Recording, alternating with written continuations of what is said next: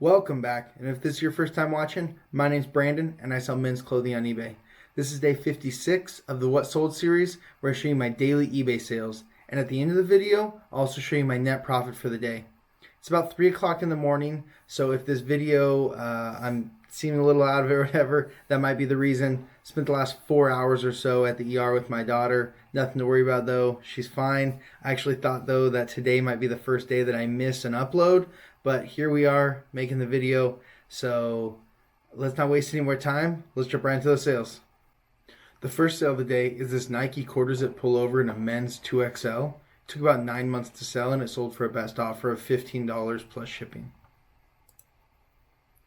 So number 2 was this Work Right FR shirt in a men's 2XL. It took about 3 months to sell and it sold for full price $19 plus shipping. A lot of FR or fire resistant clothing does really well.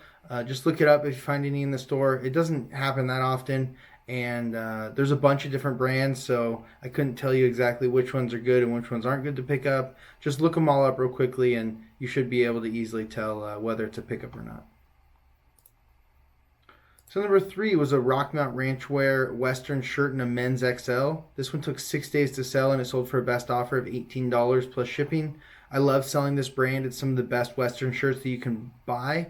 The reason that it went for $18, this one had a ton of flaws with it. It was super distressed, but it still sold in 6 days for 18 bucks. If this shirt was in good condition, it probably would have sold in the $40 to $50 range. Like I said, this is just a great brand to keep an eye out for. So number 4 was a Tommy Bahama Hawaiian shirt in a men's large, and this one was new with tags. It sold in 1 day for a best offer of $36 plus shipping. I actually bought this in a local buyout. I think I bought 32 Hawaiian shirts for maybe 500 bucks. So this was a nice little sale out of there. There was some Tommy Bahamas in that lot, Rain Spooners, just a few different brands. So number 5 was another another Hawaiian shirt. This one was a Rain Spooner and the Joe Key Alohas, and it was in a size XL. This one took 11 months to sell, and it sold for a best offer of $30 plus shipping. This subline of Rain Spooner, the Joe Key Aloha, or the collaboration with them, is usually one of the worst ones to sell. So even though this one was new with tags, it still only sold for 30 bucks, and it did take 11 months. I probably had it priced too high. If I would have priced this in the $40 range, probably would have sold it a lot quicker. And I might have even sold it for full price, so I would have made a little bit more money. So number 6 is another Rain Spooner Hawaiian shirt in a men's 2XL. This one sold in 11 days for a best offer of $29 plus shipping. I have been pricing my Rain Spooners down a little bit more than what I was pricing them at. Summer is over, so I'm happy to let them go a little bit cheaper and not have to hold them all the way until next summer. So number 7 was a Nike USC Trojans quarter zip in a men's 2XL. This sold in 8 days for a best offer of $20 plus shipping. So number 8 was a vintage Nike mock neck shirt in a men's XL. This one sold in 10 days for a best offer of $20 plus shipping. These Nike mock necks actually do really well. This is just like a cotton one. This isn't even like a performance one that's made for golf. But these mock necks by Nike are super popular because of Tiger Woods. So if you can find them in either long sleeves like this, just kind of a basic t-shirt, the embroidery on the neck always helps. But also if you can find them in short sleeves, more performance style, those ones sell even better.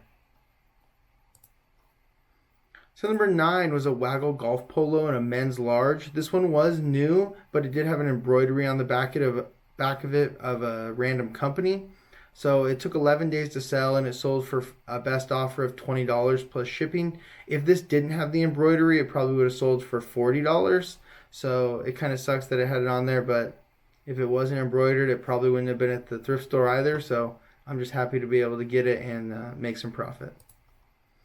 So number 10 was a pair of Nike tennis shorts. They were also a men's XL, so a great size, and they had the Challenge Court logo on the front of them. They sold in 7 days for a best offer of $30 plus shipping. Most stuff with the Challenge Court logo does pretty well. It's that little like tennis court looking logo right there. Most of that stuff does really well. So number 11 was a Pendleton board shirt jack in a men's large. This one sold in 6 days for a best offer of $20 plus shipping. I want to say I paid $9.99 for this at Goodwill, and when I bought it, I knew it had some holes on the front of it, but this is one of the best Pendleton shirts that you can find, the board shirt jack, and I knew that I could still make a few bucks on it, and it's just such a great item, I didn't really want to leave it behind. So after it's all said and done, I probably made $6-7 on it, and I got to sell a shirt that I really like. Sale number 12 and the final sale of the day was this Scorpions band t-shirt in a women's large. I actually did a huge buyout of like 300 overstocked concert shirts. I think they range from like 2018 to 2020. There's a bunch of them from the Scorpions band, from Alice Cooper, a few Marilyn Manson ones. And I actually have a short that's going to come out later today that's going to have some more pictures of it and tell you guys how much I paid for everything. But I also ask in there if it was a good buy or not. So if you guys want to leave me a comment on that short and let me know, I'd appreciate it, because I think I'm having a little bit of buyer's remorse. It's almost the opposite of the business model that I normally run, which is like pay up for items and move them quickly. I paid down for these items, but they might move a little bit slower. So let me know what you guys think. That's it for the sales though, so let's go ahead and jump into the numbers. On October 26th, we sold 12 items for a total gross sales of $368.49, with an average sale price of $30.71. Sales have been up and down the past few days. We had a really bad day, a really good day, another pretty bad day. So sales have been a little bit more up and down than usual. I am used to my sales being a lot flatter, but it is what it is. I'm just going to keep listing, keep making sure that I put good items up and control what I can control. So let's go ahead and jump into the selling cost and the net sales. As you know, those are always inaccurate. Let me show you guys the actual numbers. So the selling costs were $122.25. The breakdown for that is $44.56 in eBay final value fees, $67.12 in shipping labels, and $10.57 in promoted listing fees. I normally promote all my items at 5%, and I currently am doing that with all my items except the big batch of band tees that I recently got. I'm promoting most of those at 10%, and the women's ones, I'm actually promoting those at 20%. So only 5 of the 12 sales came via promoted listings, but that one women's band t-shirt that sold, I think I had to pay almost like $3.50 in promoted listing fees because it was 20% of the value. And I didn't realize, I didn't really do the math on it, I guess, and realize that it was going to be that much of it. So I'll probably drop those down to 10%. I just wanted to promote all of those band tees a little bit higher because I do have a decent amount of the quantity of each one. And I don't like sitting on inventory, so I'd like to move them as quick as possible. And I did buy the shirts at $4 a piece, so I can move them relatively cheap.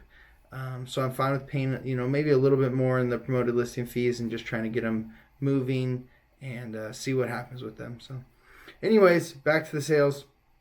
If we take away the selling costs and the tax and fees collected by eBay away from the total gross sales, that'll give us our net sales of $222.53. We still need to take away our cost of goods, which I'm currently using an average cost of goods of $13.21. I'm going to readjust it every month to whatever my average cost of goods was for the prior 3 months. So my average cost of goods starting November 1st is going to be different. It probably dropped down somewhat significantly, and that will help increase my net profit for the days, obviously. But we're currently using $13.21. So for 12 items, that's $158.52. If we take that away from the net sales, that gives us a net profit of just $64.01. Like I said last time, I had a bad day. We're not in business for one day. We're in business for all the days. So as long as I'm still listing and selling on eBay, then it is all just one big session. All the days combined is what matters, not one individual day. So even though today wasn't great, hopefully tomorrow or the next day or the following day are going to be great and make up for it. Like I said, I'm just going to focus on what I can focus on, and hopefully the net profit will get to where I want it to be. But that's all I have for you guys today. Thank you so much for watching. I'll see you tomorrow for day 57 of the What Sold series. Peace.